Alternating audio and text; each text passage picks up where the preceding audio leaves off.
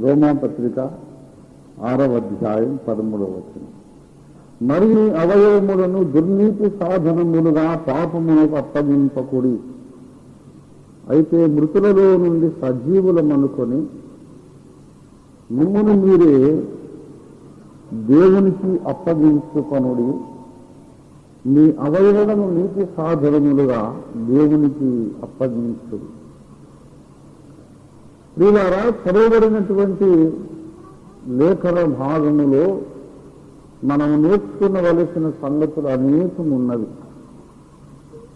ఈ విషయాన్ని మనము కొంచెంసేపు కొద్ది నిమిషాలు మాత్రమే దృష్టి కేంద్రీకరించి ధ్యానం చేద్దాం. మొట్టమొదటి విషయం, పాపము పరిశుద్ధత అనే ప్రశ్న తలెత్తినప్పుడు అవయవములు చాలా ప్రాముఖ్యమైనవి. ఇది ఒరిజినల్ స్క్రిప్చరల్ క్రిస్టియన్ టీచింగ్, మౌలికమైన వాక్యానుసారమైన క్రైస్తవ ప్రబోధము. దేవుని బిడలారా గమనించండి, పాపమే పరిశుద్ధత అనే మాట వచ్చినప్పుడు అవయవములు చాలా ప్రాముఖ్యమైనవి. మీ అవయవములను పాపమునకు అప్పగింపకుడి అన్నాడు. మీ అవయవములను పాపమునకు అప్పగింపకుడి. అవయవములు అనగా అర్థం ఏమిటి? శరీరము అని అర్థం. అవయవాలు అంటే శరీరము అని అర్థం. శరీరానికి అవయవాలు ఉన్నాయి కదా.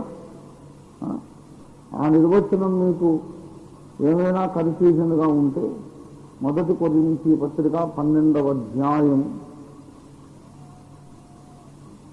12వ వచనం చూడండి. ఎలా శరీరము ఏకమై ఉన్నను అనేకమైన అవయవములు కలిగి ఉన్నదో, ఎలాగే శరీరము యొక్క అవయవములన్నీ అనేకములై ఉన్నను ఒక్క శరీరమై ఉన్నవో అలాగే క్రీస్తు ఉన్నాడు.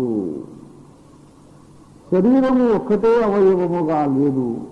శరీరము 14వ వచనం చూడండి. శరీరం ఒక్కటే అవయవముగా ఉండక 14వ వచనం చూసారా, అనేకమైన అవయవములుగా ఉన్నది. కనుక అవయవములు అనగా అవయవాలన్నీ కలిసి ఏమవుతుంది చెప్పండి? శరీరం అవుతుంది కదా. కనుక శరీరము అనేది చాలా చాలా చాలా ప్రాముఖ్యం. శరీర పరిశుద్ధత ముఖ్యము అనేది ఒక విషయము. తర్వాత శరీరమును మీరు అప్పగించనంత వరకు పరిశుద్ధులుగానే లెక్క అనేది కూడా ఒక ముఖ్యమైనటువంటి సిద్ధాంతం. ఈ ఒక్క మాట మీదనే ఒక గ్రంథము రాయాల్సినంత విషయం ఉన్నది, అంశం ఉన్నది. శరీరము ముఖ్యము అనేది గ్రహించినప్పుడు 2 రకాల అపాయకరమైన బోధలు పుడుతున్నది. పాపము పరిశుద్ధత అనే ప్రశ్న తలెత్తినప్పుడు శరీరము ముఖ్యమైనది. శరీరము పరిశుద్ధమా, శరీరము అపవిత్రమా అనే ప్రశ్నే ముఖ్యమైనది. ఈ విషయాన్ని గ్రహించనందుచేత 2 రకాల ప్రమాదకరమైన బోధలు పుడుతున్నాయి. మొట్టమొదటిది ఏంటంటే, శరీరము ముఖ్యమాదు అనుకున్నప్పుడు ఒక రకమైన బోధ పుట్టింది. ఏంటంటే, శరీరముతో ఏ కార్యము చేసినా పర్వాలేదు, దేవుడు హృదయమును మాత్రమే లక్ష్య పెడుతున్నాడు. హృదయములో ప్రభువును స్తుతించి ఆరాధించి ఉన్నంతకాలం శరీరంతో ఏం చేసినా పర్వాలేదు. శరీరం ముందు సున్నతి కాదు, అలాగే శరీరం ముందు వ్యభిచారం కూడా వ్యభిచారం కాదు, శరీరంతో ఏం చేసినా పర్వాలేదు అనే ఒక బోధ పుట్టింది. ఇది పబ్లిక్గా ఓపెన్గా చెబుతున్న వాళ్ళు కూడా ఉన్నారు. అయితే నీతిమంతులు జ్ఞాపకం చేసుకుంటే ఆశీర్వాదకరం. ఈ దుర్బోధకుల పేర్లు ఎత్తి చెప్పుకుంటే ఆశీర్వాదం కాదు. అందుచేత నేను వాళ్ళ పేర్లు చెప్పడం లేదు, కానీ ఉన్నారు, చాలా మంది ఉన్నారు. Persons are not important, the issue is important. ఈ బోధ పుట్టడానికి కారణం ఏమిటి? శరీరము ముఖ్యము అనేది అర్థము కానందుచ్చేది.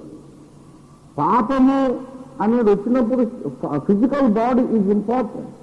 పరిశుద్ధత అంటే శరీర పరిశుద్ధతే, దాంట్లో మళ్ళీ ఏమి డౌట్ పడొద్దు. శరీరం పరిశుద్ధంగా ఉండాల్సిన మొదటి తెస్సలోనిక పత్రిక.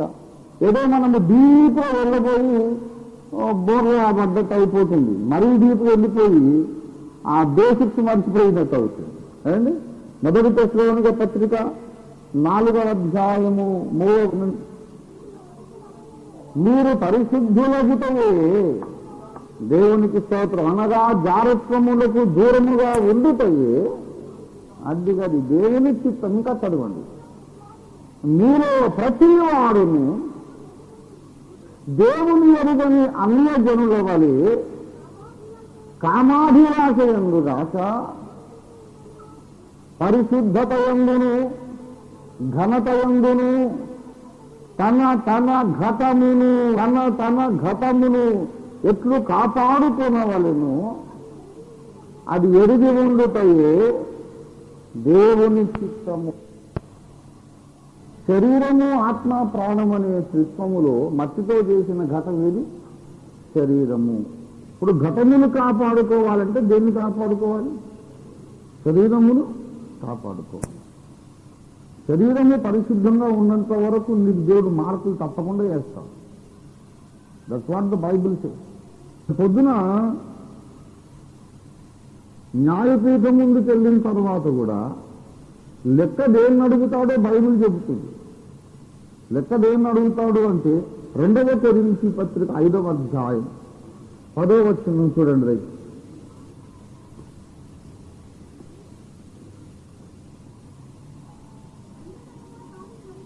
ఎందుకనగా తాను జరిగించిన క్రియల చొప్పున అవి మంచివైనను సరే చెడ్డవైనను సరే దేహముతో జరిగించిన వాటి ఫలమును, దేనితో జరిగించిన వాటి ఫలము? దేహముతో జరిగించిన వాటి ఫలం. దేనితో జరిగించిన వాటి ఫలం? దేహముతో జరిగించిన వాటి ఫలమును పొందినట్లు మనలో ప్రతివాడును క్రీస్తు న్యాయపీఠం ఎదుట ప్రత్యక్షం కావాలి. గనక క్రియలు ముఖ్యమా కదా? పరిశుద్ధత అంటే ఏమిటి? శరీరముతో మనము పాప కార్యములు చేయకుండాటయే పరిశుద్ధత. అందులో అనుమానం లేదు. మొట్టమొదట నేను చెప్పాను, 2 ప్రమాదకరమైన బోధ పుడుతున్నాయి. శరీరమే ముఖ్యం అనేది మనం గ్రహించకపోతే దాంట్లో నుంచి కొన్ని ప్రమాదకరమైన బోధలు పుడుతుంది. ఒక ప్రమాదకరమైన బోధ ఏంటి? శరీరం కాదు, దేవుడు హృదయాన్ని లక్ష్య పెడుతున్నాడు అనుకున్నప్పుడు ఏమవుతుంది? శరీరంతో ఏ పాపం చేసినా పర్వాలేదు అనే బోధ పుడుతుంది. రెండవ ప్రమాదకరమైన బోధ ఏంటంటే, నీవు ఎంత పరిశుద్ధముగా జీవించినా ఎప్పుడూ నీ మనస్సాక్షి నిన్ను ఖండిస్తూనే ఉండేటట్లు ఏర్పాటు చేసి, ప్రార్థనలో నీకు నిశ్చయత లేకుండా, దేవుని ముందుకు పోయినప్పుడు నీకు ధైర్యం లేకుండా చేయడం, ఇది ఇంకొక ప్రమాదం. మనిషన్న వాడికి అవయవములలో ఏముంది చెప్పండి? పాప మరణముల నియమమున్నది. మన అవయవాలలో ఉండే పాప మరణాల నియమం ఎప్పుడూ కూడా దేంతో పోరాడుతుంది? మనస్సునందున్న దైవ నియమమునకు విరోధముగా పోరాడుతున్నది. గనుక మనలో మాకు ఎప్పుడు ఏముంది చెప్పండి? ఒక పోరాటము ఉన్నది. ఈ పోరాటాన్ని బట్టి మనస్సులో అవునని కాదని 2 మనస్సులున్నాయి. శరీరానుసారమైన మనస్సు ఉంది, దైవానుసారమైన ఆత్మానుసారమైన మనస్సు ఉంది. ఈ 2 మనస్సులు పోరాడుతూ ఉన్నాయి.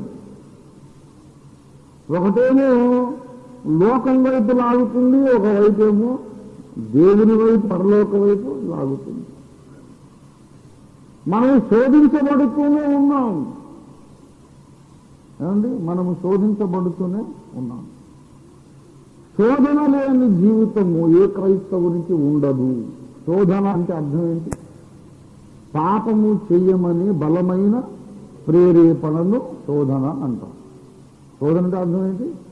పాపం చెయ్యి, పాపం చెయ్యి, పాపం చెయ్యి, పాపం చెయ్యి, పాపం చెయ్యని మాటి మాటికి మన మీద సాతాను తెచ్చిపెట్టే మానసికమైన ఒత్తిడి పేరు ఏమంటారు? శోధన. పాపం చేయాలనే ఆశ,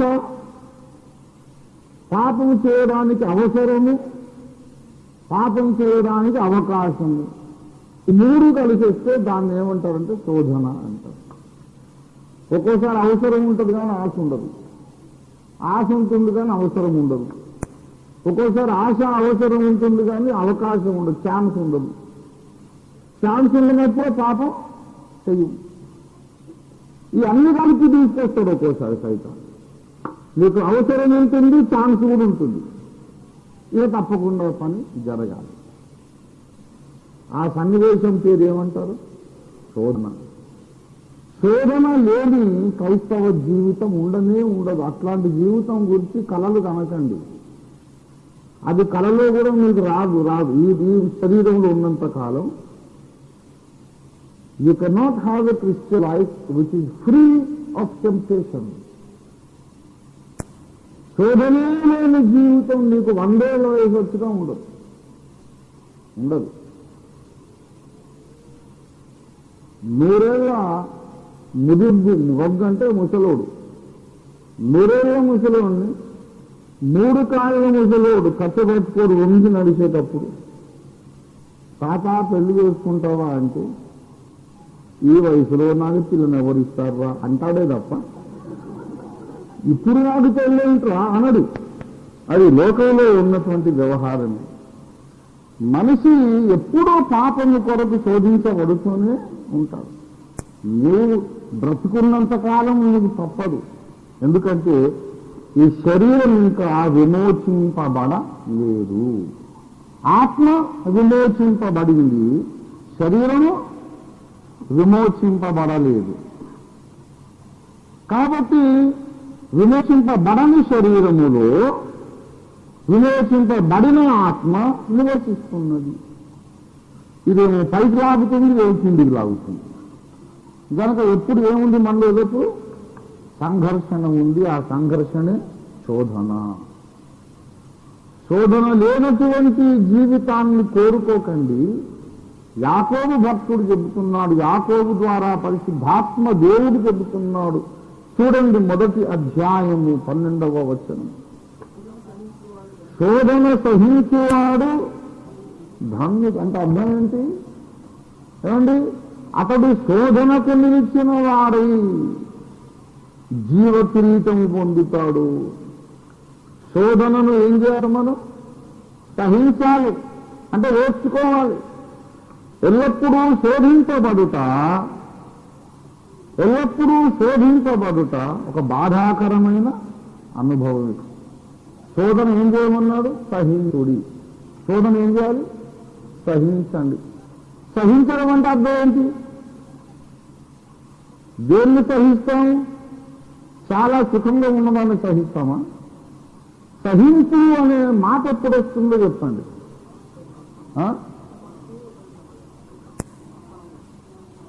ఆ దేవరని దీవెనలు అనే పాటలో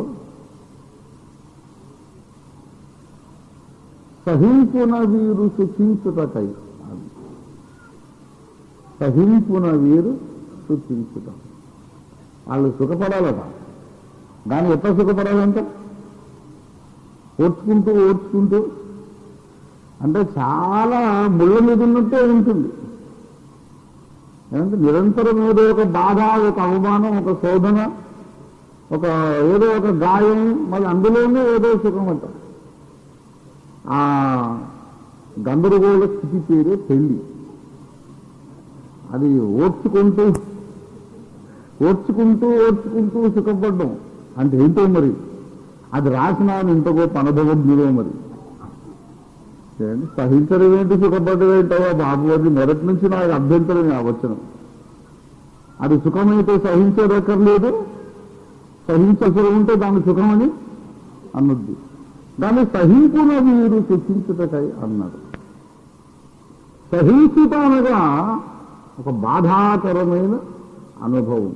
ఇక్కడ శోధనను మీరు ఏం చేయమన్నాడు? సహించుడి అన్నారు. అంటే అర్థం ఏంటి? ఒక విశ్వాసికి శోధన అనేది ఎలా ఉంటుంది? బాధాకరమైన అనుభవంగా ఉంటుంది.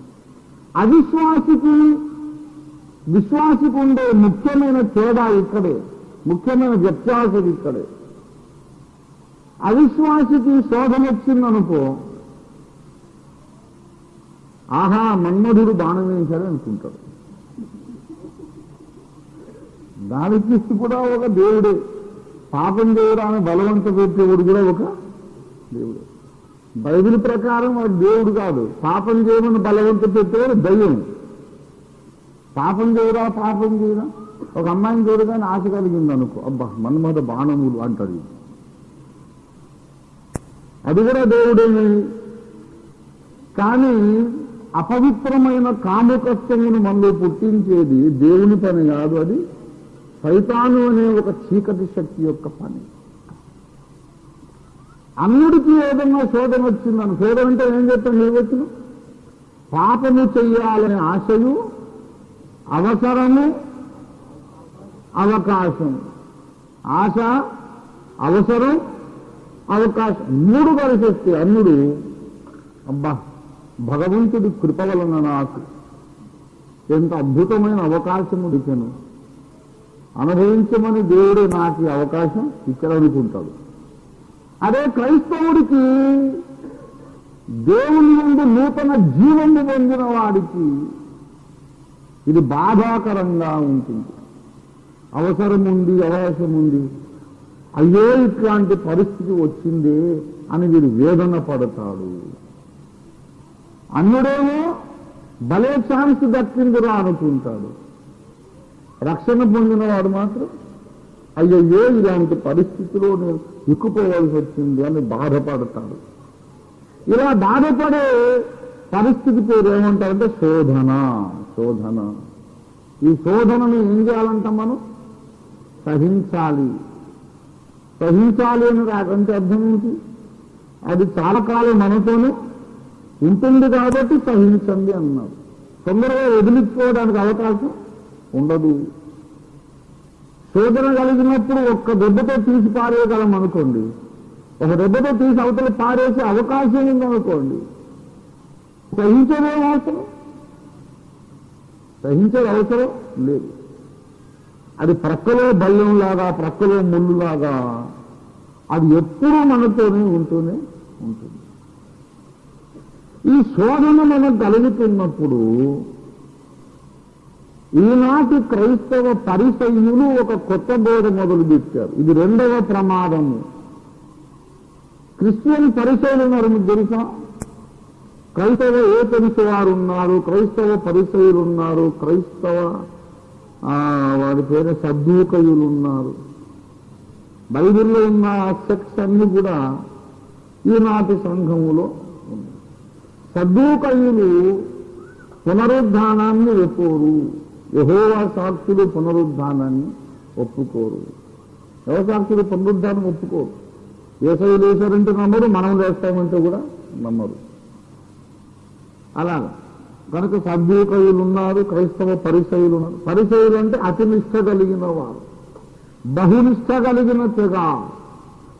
ఈ బహునిష్టాపరులు ఏం చేస్తున్నారంటే ఒక ప్రమాదం కలిగిస్తున్నారు. ఏంటంటే నువ్వు శరీరంతో చేసినా చేయకపోయినా నువ్వు మనస్సులో శోధింపబడ్డావు కనుక నువ్వు చేసినట్లే లెక్క. ఇది ఇంకొక డేంజరు. మొదటి ప్రమాదం ఏం చెప్తాను? శరీరం ముఖ్యం కాదు కాబట్టి ఏమండి ఏమన్నా చేయదు అనేది ఒక ప్రమాదకరమైన బోధ. ఇంకోటి ఏంటి? శరీరంతో నువ్వు చేసినా చేయకపోయినా నువ్వు పాపివి, నువ్వు నరహంతకునివి, నువ్వు వ్యభిచారివి, నువ్వేం చేసినా చేయకపోయినా నువ్వు దేవుని ముందు పాపివి పాపివి పాపివి పాపి అనే బోధ వలన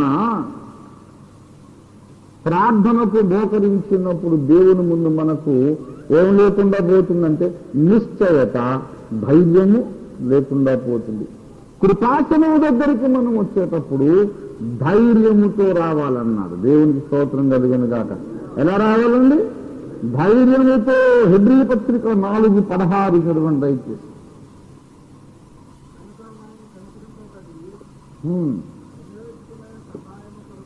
గనుక మనము కనికరింపబడి సమయోచితమైన సహాయము కొరకు కృప పొందినట్లు, దేవునికి మహిమ కలుగును గాక, కృపాసనము వద్దకు చేరుదము, ధైర్యముతో చేరుదము.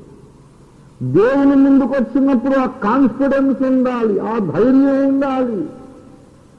నా దేవుడు నా ప్రార్థన వింటున్నాడనే ధైర్యము, నమ్మకం ఉండాలి. ఈ ధైర్యం లేనివాడు దేవుని ముందుకు వచ్చేటప్పుడు ఏమో ఆయన వింటాడు, వినడు, రాణిస్తాడో రానేడు, తోసేస్తాడో చేర్చుకుంటాడు, ఏమో అనుకుంటూ వస్తాడు. విశ్వాసము లేనివాడు దేవునికి ఇష్టమై ఉండుట అసాధ్యము. విశ్వాసం లేకుండా దేవునికి ఇష్టమై ఉండలేము. దేవా, నేనంటే నీకు ఇష్టం లేదని నాకు తెలుసు అని మనం మోకరించి ప్రార్థన చేస్తుంటే దేవుడు ఏమంటాడంటే, తథాస్తు నాయన, నీ నమ్మిక చొప్పున నీకు కలుగును, నీ విశ్వాసమే నిన్ను శిక్షించును, నీ విశ్వాసమే నిన్ను భ్రష్టు పట్టించును అని అంటాడు. నీ నమ్మిక చొప్పున నేను నీకు కలుగును. దేవా, నేను నీ దగ్గరికి రావడానికి తగను, నేను యోగ్యుడిని కాదు కనుక నేను ఏదో ప్రార్థన చేస్తున్నా కానీ నువ్వు వింటావని నమ్మకం నాకైతే లేదు స్వామి. చేయకపోతే బాగుండదు కాబట్టి చేస్తున్నా కానీ ఏమో మరి నా అనుమానమే నీ సంగతి అంటే అస్తు తథాస్తు అని అంటారు. దేవుని ముందుకు ఎలా రావాలంట? ధైర్యంతో రావాలి. ధైర్యంతో రావాలంటే మన మీద మనకు అధికముగా దోషారోపణ ఉండకూడదు. దేవుని ఎదుటికి వచ్చినప్పుడు మనం ఎలా రావాలి? ధైర్యముతో రావాలి. ధైర్యము లేకుండా దేవుని సన్నిధికి వస్తే దేవునికి ఇష్టం ఉండదు, దేవునికి మనం ఇష్టలమై ఉండలేము.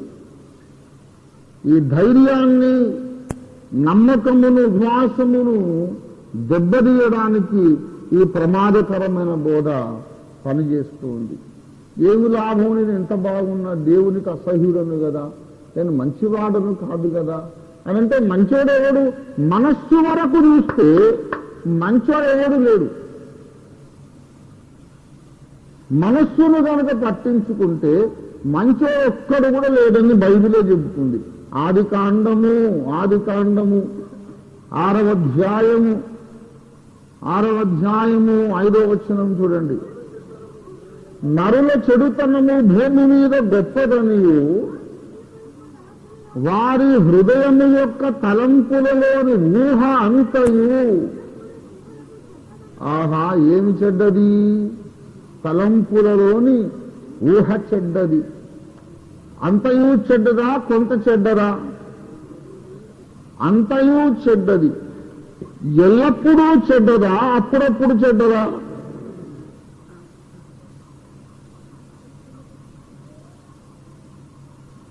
చాలా చెడ్డది మన హృదయం. మన హృదయం ఎంత చెడ్డదో మనకు తెలియదు. నా హృదయం ఎంత చెడ్డదో దేవుడు నాకు చూపించినప్పుడు షాక్ తిన్నాను నేను. చాలా చెడ్డది మన హృదయం. నేను చెప్పిన సంబంధం ఒకటి చేసుకోలేదు, చేసుకోకపోతే చాలా బాధపడి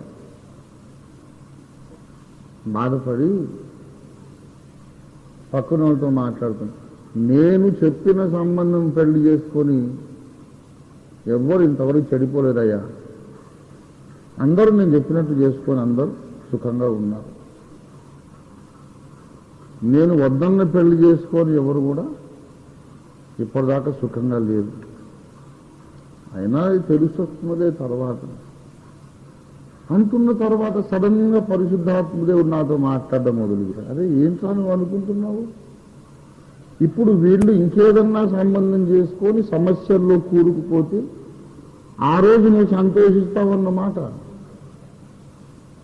నా మాట వినలేదు కనుక ఇలా నీ పెళ్లి ఇలా తగలబడింది, కన్నుకు చేస్తున్నారు, బాగా జరిగిందిలే అంటే ఎంత భయంకరమైనటువంటి మనస్సు అది. సిగ్గు లేకుండా నా వాక్యం చెబుతావు, అందరి మేలు కూడా లేవా? నీ మాట విననోళ్ళు కూడా బాగుంటుంది, నీకు నచ్చుతుందా నచ్చరా? సంతోషంగా ఉంటావా ఉండవా? మనం మంచోళ్ళమేటండి, చందాల పోలు చెప్తున్నాను. నేనే మంచోని కాదు, నేను ఎప్పటితో చెప్తున్నా నేను మంచోని కాదు. మంచోడిని అయిదామని ట్రై చేస్తున్నాను అంతే. ఏసైని ఎందుకు నమ్మానంటే మంచోడిని అయిదామని నమ్మాను తప్ప నేను మంచోడిని కాదు. ఏసై మంచోడని నమ్మాను, దేవుని స్తోత్రం కలిగింది కాదు. మనిషిలోని స్వార్థము, మనిషిలోని అహం, మనిషిలోని మాత్సర్యము ఎంత భయంకరమైన చీకటి శక్తులంటే అవి మనమే గుర్తుపట్టలేదు. మనలోని రహస్యమైన చీకటి మనకు కనపడాలంటే దేవుని ముఖకాంతి మన మీద ప్రకాశించాల్సిందే. దేవుని ముఖకాంతి మన మీద పడ్డప్పుడే తప్ప మనం ఎంత చెడ్డోళ్ళమో మనకు అర్థం కాదండి. ఎదుటి వారి మీద ఎప్పుడు నిందలు మోపుతూ రాళ్ళేస్తూ బుర్ర జరుగుతుండే వాడిని చూసి ఒకటే సంగతి తెలుసుకోండి, ఎప్పుడైనా వాడింకా దేవుని ముఖకాంతిలోనికి ఒక్కసారి కూడా రాలేదంటే, దేవుని ముఖకాంతి వాని మీద పడగానే వాడి రహస్యమైన చెడుతనం వాడికే కనబడుతుంది. వాడి రహస్యమైన చెడుతనం వాడికి కనపడ్డప్పుడు ఇంకొకరిని అంత తొందరగా విమర్శించలేడు. దేవుని బిడ్డలారా, ప్రతి మనిషిలోనూ ఆలోచన సంబంధమైన అపవిత్రత ఉన్నది. ఆలోచనలే పట్టించుకుంటే దేవుడు అంటున్నాడు, నరుల చెడుతనము భూమి మీద గొప్పదనియు వారి హృదయములలోని తలంపులలోని ఊహ అంతయు ఎల్లప్పుడూ కేవలము చెడ్డది. Nothing but evil. తలంపులను బట్టి క్రీస్తు న్యాయపీఠము ముందు మనము తీర్పును ఎదుర్కోవలసి వస్తే ఒక్కడు కూడా పరలోకానికి యోగ్యుడు కాదు. అందుకే ఈ రహస్యమెరిగిన ప్రేమ కలిగిన మన తండ్రి తేటగా రాయించాడు, మనము దేహముతో జరిగించిన వాటి ఫలమును పొందునట్లు. లోగా కూడా చెప్పాను, క్రైస్తవ జయ జీవితం అనగా అర్థం ఏంటి అంటే ఏమండి,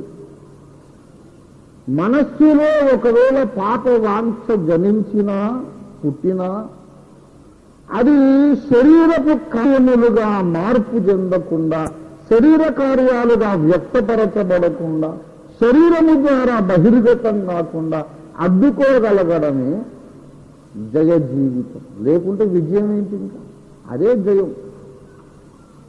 ఓడిపోయిన వాడే ఎవడంటే మనస్సులో ఉన్న చెడును శరీరంలోకి రాణిస్తే మనం ఓడిపోయినట్టు, రాకుండా నిరోధించగలిగితే మనం గెలిచినట్లు. అలా నిరోధించడానికే మనకు పరిశుద్ధాత్మ శక్తి కావాలి. దేవుని స్తోత్రం కలుగునగాక. That is Christian holiness. లోగర్ కూడా చెప్పారు, క్రిస్టియన్ హోలీనెస్ వేరు, అబ్సల్యూట్ హోలీనెస్ వేరు. ఆయన యందు అనగా దేవుని యందు ఏ చంచలత్వమైనను గమనముల వలన కలుగు ఏ ఛాయ వలనను లేదు. ఆయన యందు ఏ చంచలత్వము లేదంటే అర్థం ఏంటి? మనుషులలోనైతే ఉన్నది, దేవదూతలలో కూడా ఉన్నది, దేవునిలో ఏ చంచలత్వమును లేదు. దాన్ని ఏమంటారంటే అబ్సల్యూట్ హోలీనెస్. అది పరాకాష్ఠ స్థాయి పరిశుద్ధత.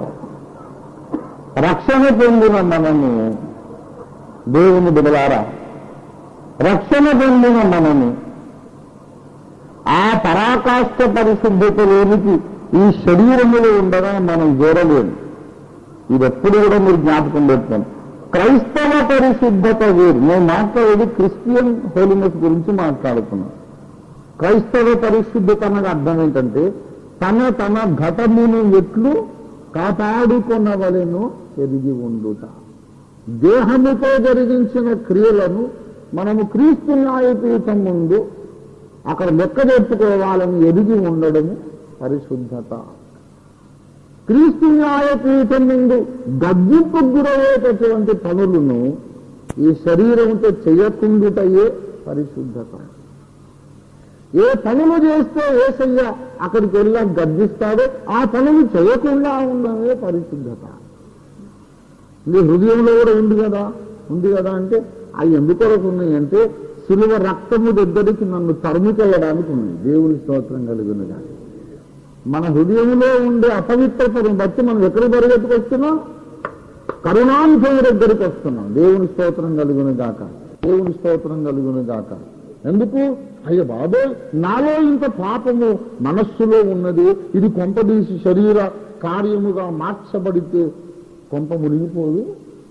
అమ్మో, దేవుని ముందు నేను దోషిగా నిలబడాల్సి వస్తుంది కదా, యేసయ్యా నన్ను కడుగు క్షమించమని నిరంతరము దేవుని కృపను వేడుకోవడానికి మనలోని ఆ కొద్దిపాటి చీకటి కూడా మేలే చేస్తుంది. ఇశ్రాయేలీయులు కనాను దేశమునకు వెళ్ళినప్పుడు ఒక్కసారే వాళ్ళందరినీ దేవుడు వెళ్ళగొట్టలేదు. ఈ విషయాన్ని మనం గమనించాలి. వారిని చూచి జడియవద్దు. ద్వితీయోపదేశ కాండము 7:21 బైబిల్స్ ఉన్న వాళ్ళందరూ చూడండి, చదవండి. వారిని చూచి జడియవద్దు,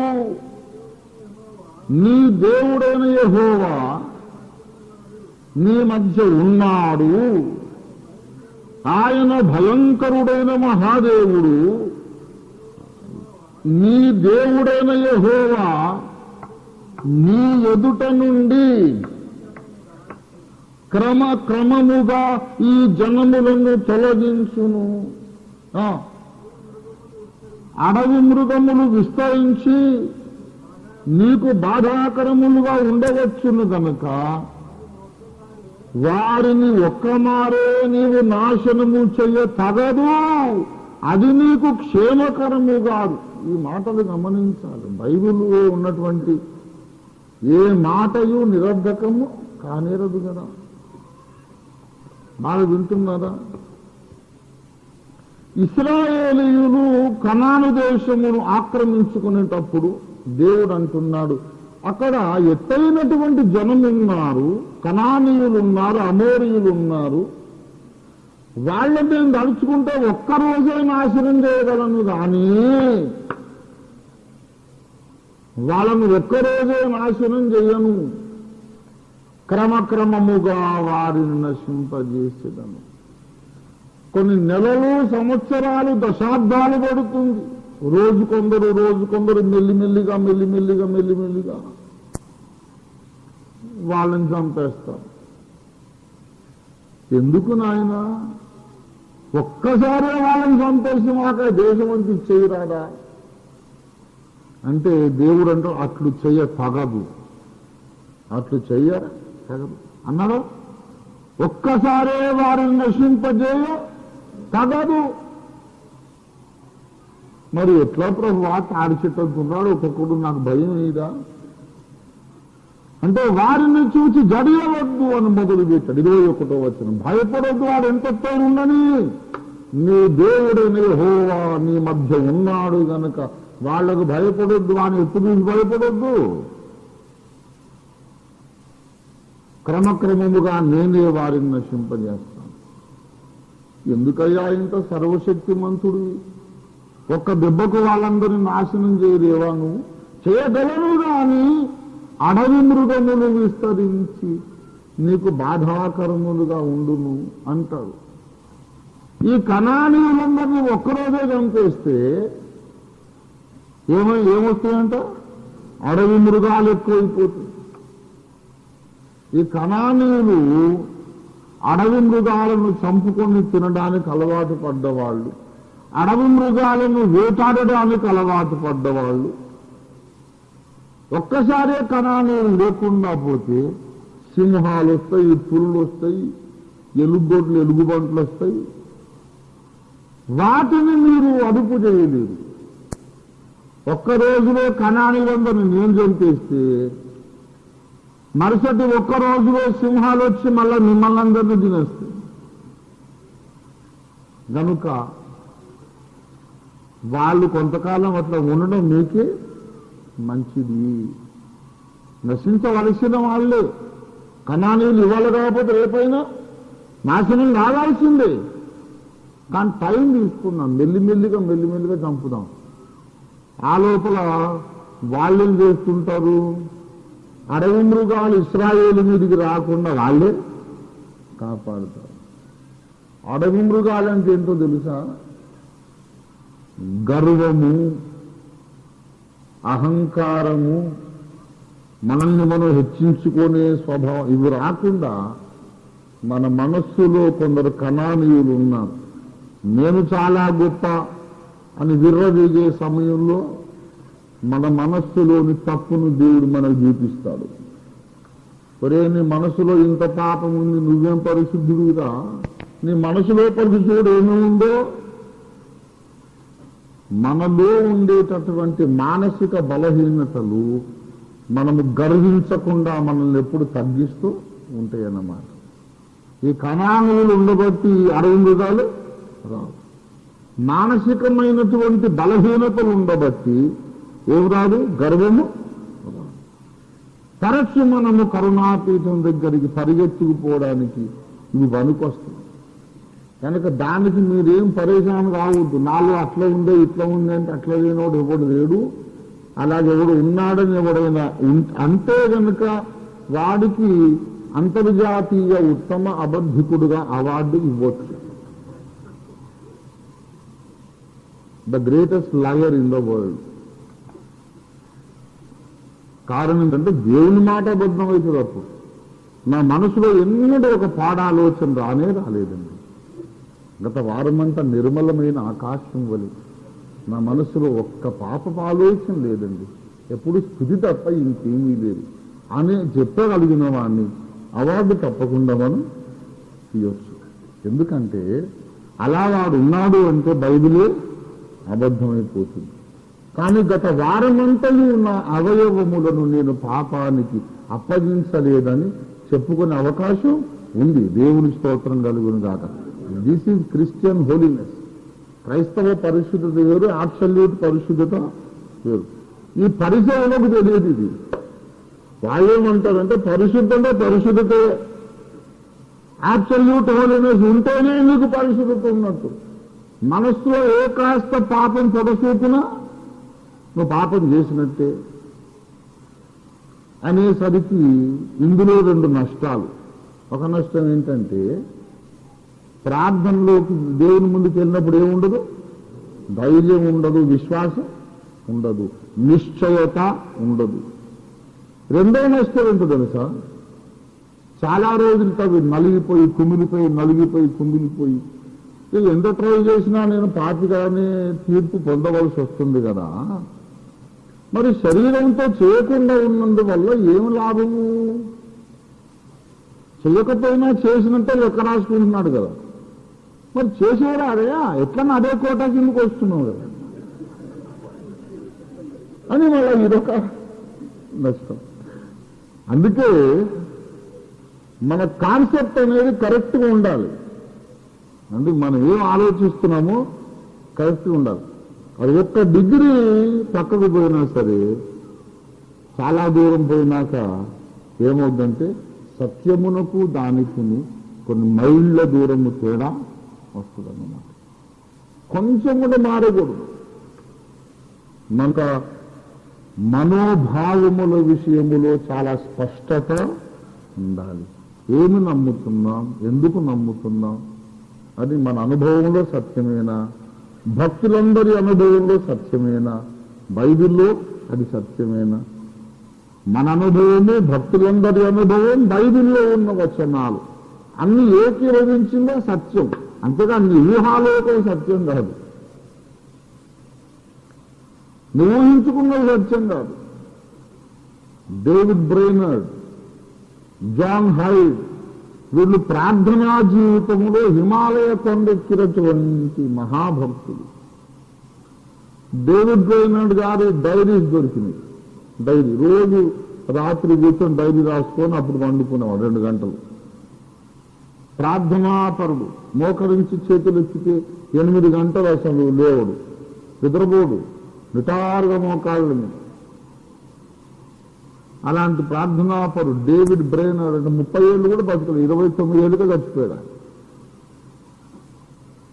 అయినా ఆయన యొక్క జీవిత సాక్ష్యం ఒక అగ్నిలాగా లక్షలాది మందిని మండించిందన్నమాట. ఆయన గారి డైరీలు దొరికింది. చచ్చిపోయే రోజు దగ్గరకు వచ్చే కొద్దీ పాపాల ఒప్పుకోడు ఎక్కువైంది. అయ్యో నేను ఇంత దౌర్భాగ్యుడనే కేక ఇంకా ఎక్కువైంది.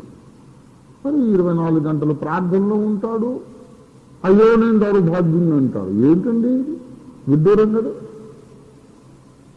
ఏ మహాభక్తుని అనుభవమైనా ఇదే. దేవుని ముందుకు వెళ్ళే కొలది నేను అయోగ్యుడను అనే భావం ఇంకా ఇంకా ఎక్కువ అవుతా ఉంటుందన్నమాట. నేను యోగ్యుడిని కాదు, అది నువ్వు నేనేంటండి. నీ సంగతి నా సంగతి చెప్పుకోవడం గొప్ప సంగతి కాదు. పరలోకమున్న 29 పెద్దలకు కూడా ఈ మనస్సు, నేను యోగ్యుడమే కాదు, వధింపబడిన గొర్రె పిల్ల నీవే యోగ్యుడవు అని వేసి బోర్లో పడి సాష్టాంగపడి కిరీటాలు ఆయన పాదాల దగ్గర పడేశారు. దేవుని ఎదుటికి వచ్చిన ప్రతివానికి మనస్సులో మనస్సాక్షి చెబుతుంది, నేను యోగ్యుడను కాదు, నేను యోగ్యుడిని కాదు. అందరికీ ఉన్నది. దేవుని ముందుకు వచ్చాక అయోగ్యతా భావం, ద సెన్స్ ఆఫ్ అన్వర్దినెస్, అది లేదు అని ఎవడైనా చెబితే అసలు వానికి మారు మనస్సే లేదన్నమాట, వానిలో పరిశుద్ధాత్మే లేదు అసలు. కారణం ఏంటంటే భూమి మీద భక్తులకును పరలోకం మంది 24 పెద్దలకు కూడా ఏముంది దేవుని ముందు, నేను యోగ్యుడను కాను అనే భావం ఉంది. కనుక మనస్సులో ఉన్నటువంటి ఏ చిన్న మురికినో సైతాను చూపెట్టి, నువ్వు పాపివి, ఏ మొహం పెట్టుకుని వచ్చావు, వాడంటాడు సైతాను కాదు. మీరేం చెబుతారు అప్పుడు? నోరు మూసుకొని అవతలకి వెళ్ళరా,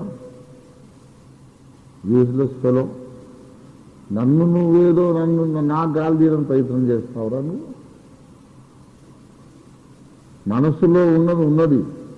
అయితే బైబిల్లో తేటగా రాయబడింది ఏంటంటే అది శరీరములోనికి రాకుండా చూసుకోవడమే జయ జీవితం. ఘటములు ఎట్లు కాపాడుకొనవలెను అది ఎరిగి ఉండుటయే దేవుని చిత్తము. దేవునికి స్తోత్రం కలుగునుగాక. పోయిన వారమంతా ఘటమును కాపాడుకున్న ఎవరో దేవుడు నాకు 100 మార్కులు వేశాడు, నువ్వు నీ సోదింటి మధ్యలో వెళ్ళవతలకి అని వాడిని గద్దించాలి. సైతానును ఏమాత్రం గౌరవించదు, వాడు ఎత్తని విననే ఉద్దేశాలు. న్యాయముగా మాట్లాడినట్టే మాట్లాడతాడు, వాక్యం ఆధారము చేసుకొని మాట్లాడినట్టే మాట్లాడతాడు. ఆఖరికి నిన్ను దేవుని కృపకు దూరేస్తాడు. సైతాన్ ఎప్పుడు కూడా నీతో వాక్యము లేకుండా మాట్లాడడు. వాక్యమును ప్రేమించే దైవజనమా, సైతాన్ నీతో ఎప్పుడూ వాక్యం లేకుండా మాట్లాడడు. నువ్వు వాక్యాన్ని ప్రేమిస్తున్నావు కాబట్టి వాక్యం ద్వారానే వాడు మాట్లాడతాడు. ఎందుకంటే వాక్యము లేకుండా చెప్పే మాట నువ్వు వినవుగా, నువ్వు వినవు. ఫలానా బైబిల్లోని ఫలానా వచనం ఇలాగు అంటే నువ్వు చెవులు రిక్కించి వింటావు. కాబట్టి వాడు అది ఆధారం చేసుకొని మెల్లగా పడగొట్టేస్తాం. కనుక మనం ఏ వచనాన్ని ధ్యానం చేస్తున్నాం ఇప్పుడు? మూలవాక్యం ఏంటి? రోమాపత్రిక 6వ అధ్యాయం 13వ వచనం కదా. రోమా 6:13లో మనం నేర్చుకునే ప్రప్రథమమైన ముఖ్యమైన విషయం ఏంటంటే పాపము పరిశుద్ధత అనే అంశము లేవనెత్తబడినప్పుడు అక్కడ శరీర పరిశుద్ధతే చాలా ముఖ్యమైనది, అవసరము. దేవుని స్తోత్రం కలుగును గాక. హల్లెలూయా. రెండవ విషయం ఏంటంటే అవయవములను పాపములకు అప్పగించకపోవుట అనేది మన నిర్ణయము మీద ఆధారపడి ఉంది.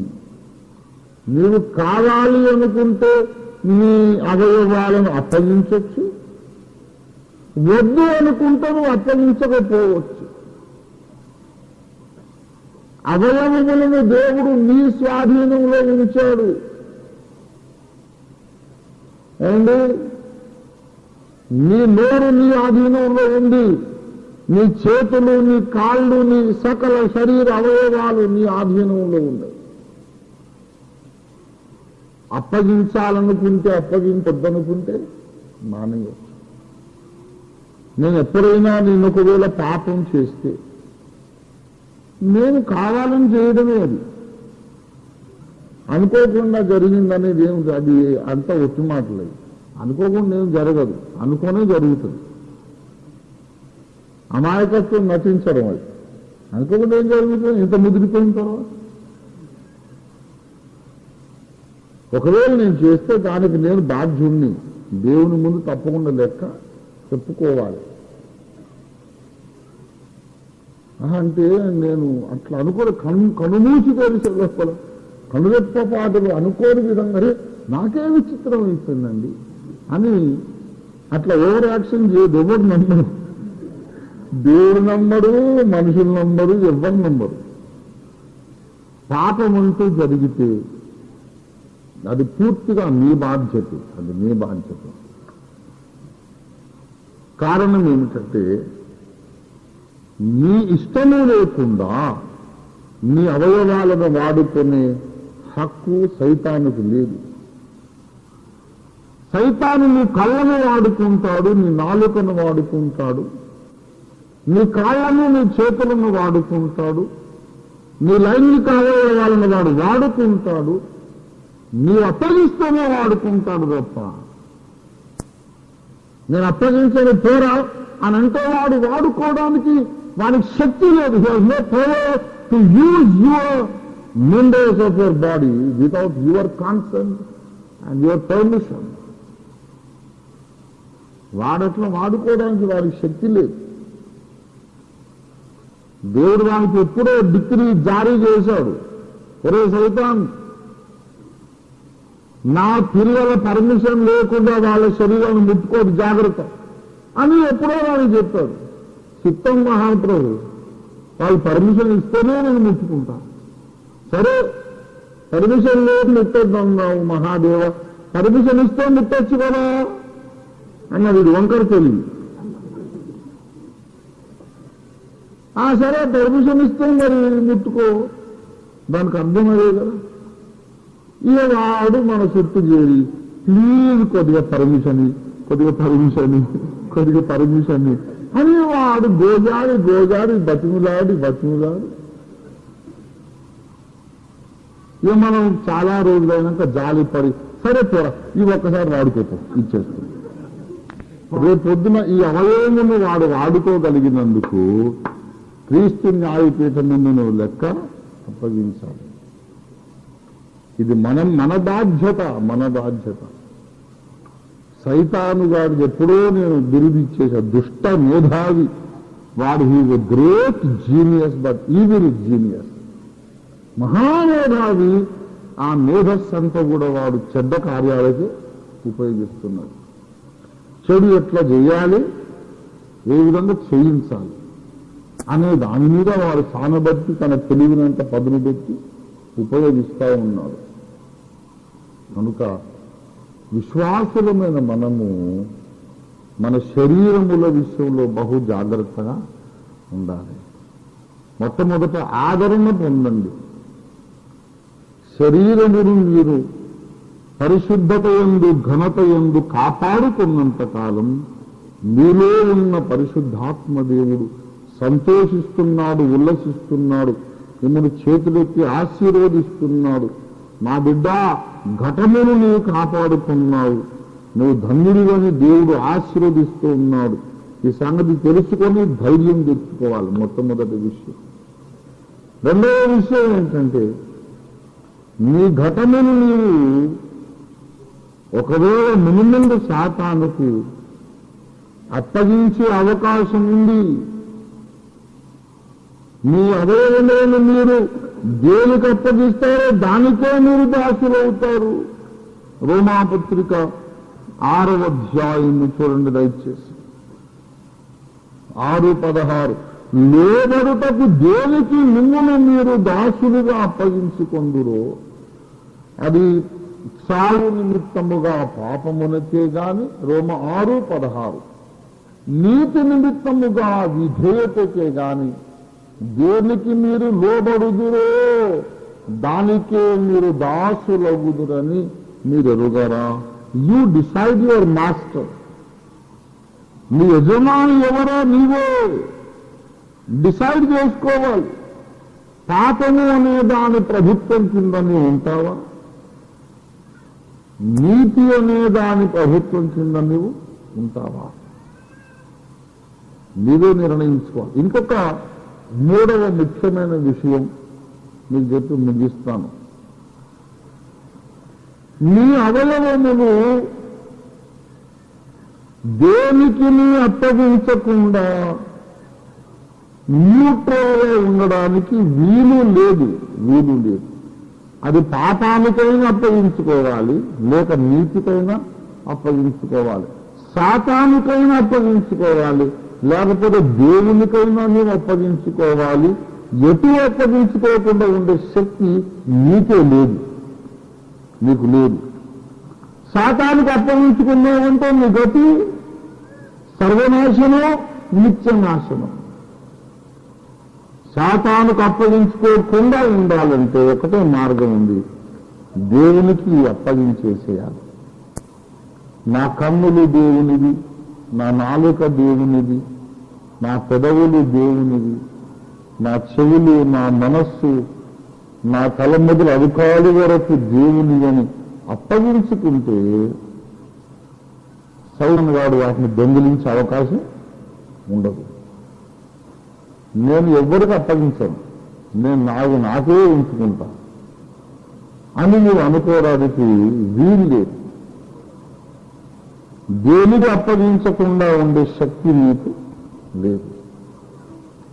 తప్పకుండా దేవునికి అప్పగించుకోవడమే మనకు క్షేమకరం. నీ అవయవముల్లో దేనినైనా నువ్వు దేవునికి అప్పగించకపోతే ఆ అవయవాన్ని ఎప్పటికైనా సైతాన్ని వాడుకునే అవకాశం ఉంది.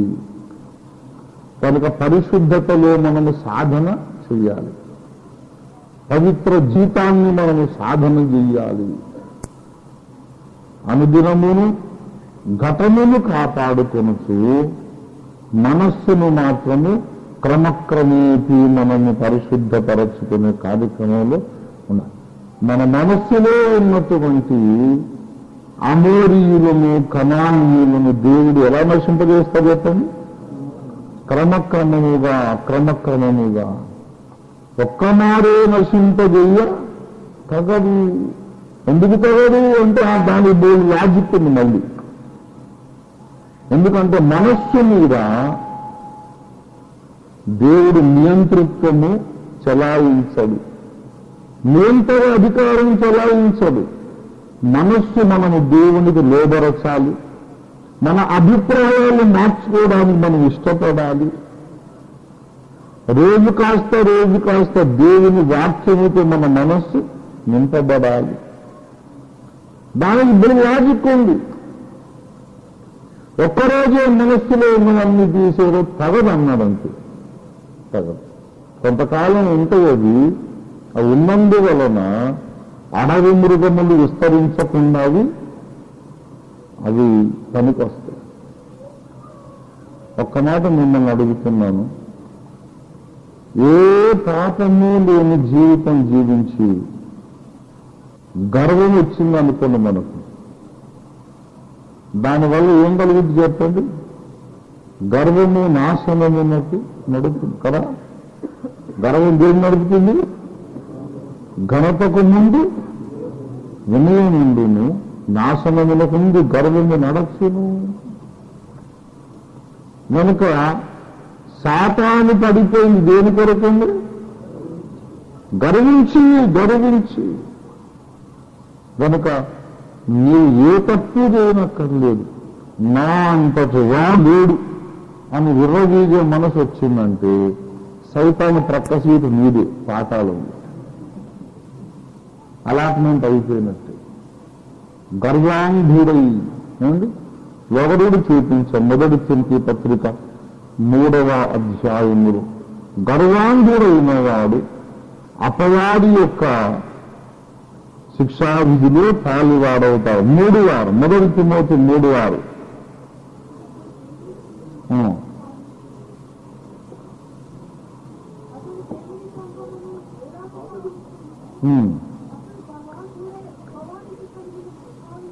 అతడు గర్వాంధుడై అపవాదికి కలిగిన శిక్షావిధికి లోబడకుండునట్లు. అతడు కొత్తగా చేరిన వాడై ఉండవు. బాగా గమనించండి, ఒకడు ఎవరన్నా కొత్తగా మెంబర్ అయ్యారు అనుకోండి చర్చిలో, బాగా వినండి. కొత్తగా రక్షింపబడి కొత్తగా సంఘంలో సభ్యుడయ్యాడు, అనుభవము లేదు, వాక్యం తెలియదు, కాస్త వాక్చాతుర్యం ఉంది, వారు సమాజంలో ఒక ప్రముఖ వ్యక్తి, కోటీశ్వరుడు, రాజకీయంగా పలుకుబడి గలవాడు. పొజిషన్ను చూసి మనం తీసుకొచ్చి చర్చ్ ఎల్డర్ని చేశామనుకోండి, సంఘ అధ్యక్షులుగా నియమించిన వాడికి ఏం తెలియదు పాపం. వాడు ఒకవేళ గర్వాంధుడు అయ్యే అవకాశం ఉంది. ఇంకా అదొక్కటే చాలు, వాడు జారపోయలేదు, దొంగతనం చేయలేదు, హత్యలు చేయలేదు, ఏమీ చేయలేదు. నేను ఇంత గొప్పవాడిని కనుక నన్ను అధ్యక్షుడిని చేశాను అనుకుంటే వాడు ఎక్కడ పోయి పడతాడంట? అపవాది కలిగిన శిక్షలో వీడుగా షేర్ హోల్డర్ అవుతాడు,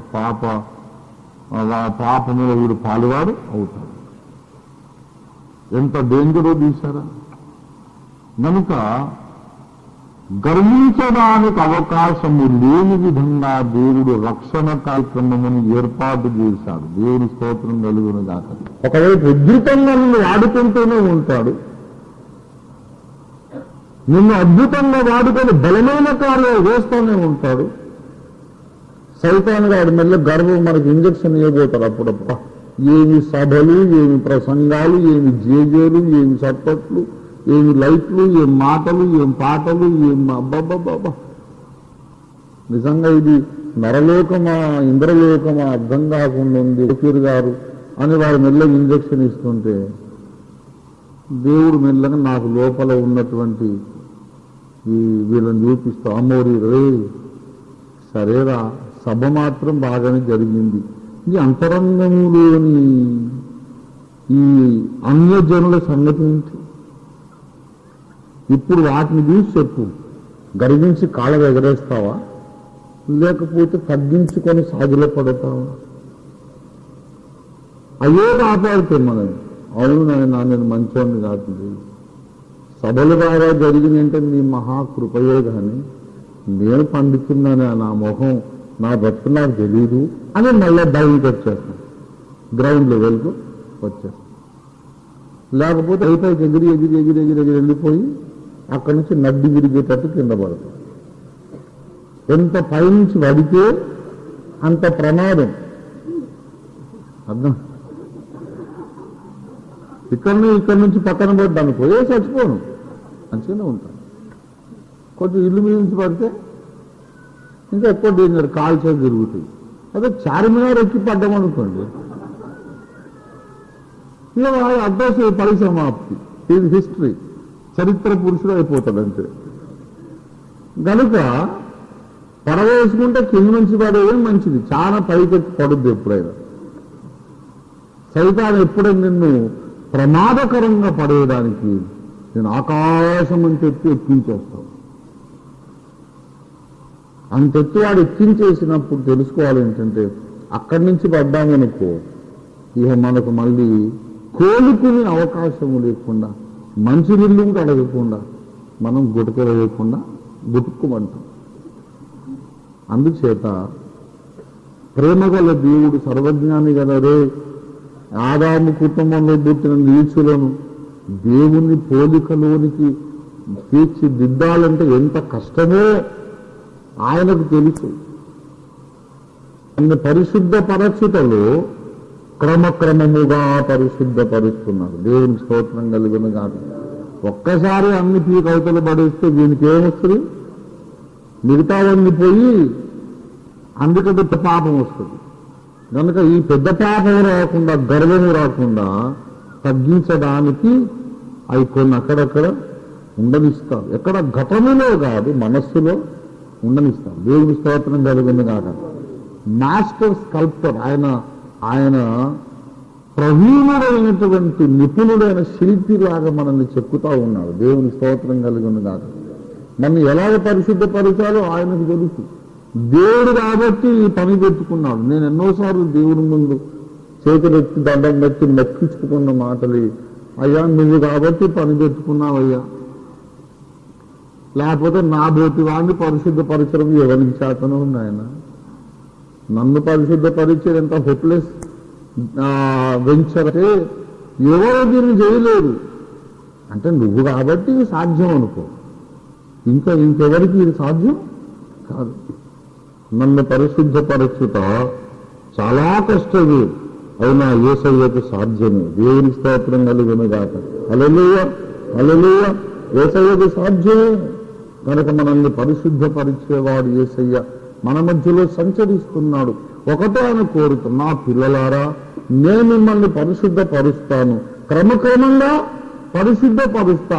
ఈ లోపల ఒక్కసారి ఉండేవా నాకు మీ అవయవాలను మాత్రము అప్పగించకుండా ఉండండి. దేవుని స్తోత్రం కలిగిన కాదు. మీ అవయవాలు మీరు అప్పగించకుండా ఉంటే ఈ లోపల శుద్ధీకరణ నేను తీసుకుంటానంటున్నాడు. దీనితో కలిసి పనిచేసి మనము సంపూర్ణ పరిశుద్ధిలోనికి ఎదుగుదాం. దేవుడు మనకు సహాయం చేయనుగా. ప్రార్థన చేసుకుందాం. ప్రభునందు ప్రియులారా, మనం పరిశుద్ధులము కావాలని దేవుడు కోరుచున్నాడు. మనం పరిశుద్ధులము కావడం కొరకు ఆయన మన కొరకు తన ప్రాణమును బలిగా సమర్పించాడు. మనం పరిశుద్ధులం కావాలని ఆశించుచు ఆయన తన తల మీద ముళ్ళ కిరీటం కొట్టించుకున్నాడు. మనం పరిశుద్ధులం కావాలని ఆశపడుచు ఆయన కాళ్ళు చేతుల్లో మేకులు ప్రక్కలు బెల్లం పోటును అనుభవించి ఇష్టపూర్వకంగా సహించాడు. నేను పరిశుద్ధులం కావాలని ఆయన కొరడా దెబ్బలు తిన్నాడు. పరిశుద్ధులం కావాలని ఆశ మనలో ఉన్నదా? మీరు పరిశుద్ధులగుటయే దేవుని చిత్తము. మీరు పరిశుద్ధులగుటయే దేవుని చిత్తము. ఓ హల్లెలూయా హల్లెలూయా హల్లెలూయా. శరీరముల గురించి దేవుడు మాట్లాడుతున్నాడు. మీ దేహము దేవుని ఆలయము, మీ దేహము మీలో నివసించిన శుద్ధాత్మక ఆలయము. ఓ పరిశుద్ధాత్మ దేవుని మందిరము మీ దేహము, మీ శరీరము. దానిని జాగ్రత్తగా కాపాడుకునండి.